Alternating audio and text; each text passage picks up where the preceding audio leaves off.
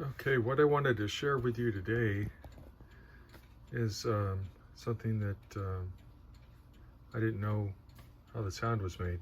But anyway, this piece is a chime called a chime box, and it comes from the inside of a pinball machine. If you ever wonder how those sounds are made when the balls strike a target or some sort of scoring was going on, these plungers or these solenoids would activate and push up a little piece of metal that hits these chimes.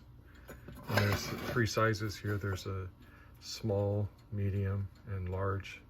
And they make, progressively different sounds. This one is from an Allied Industries pinball machine, and you can see there's some wiring there, and there's some, like, you can see the plungers drop down. That one might be broken, but that's where the how the electric energy coming in here activates the solenoid and pushes the plunger up and strikes the chime. And so this is called the Chime Box, and this has been replaced in newer pinball machines with electronic sounds and speakers.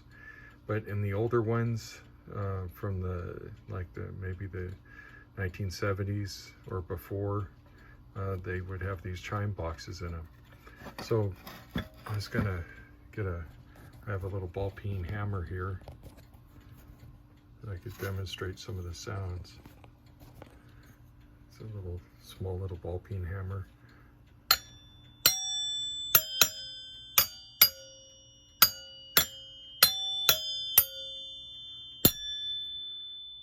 So if you could imagine a pinball machine going, you could hear these type of sounds.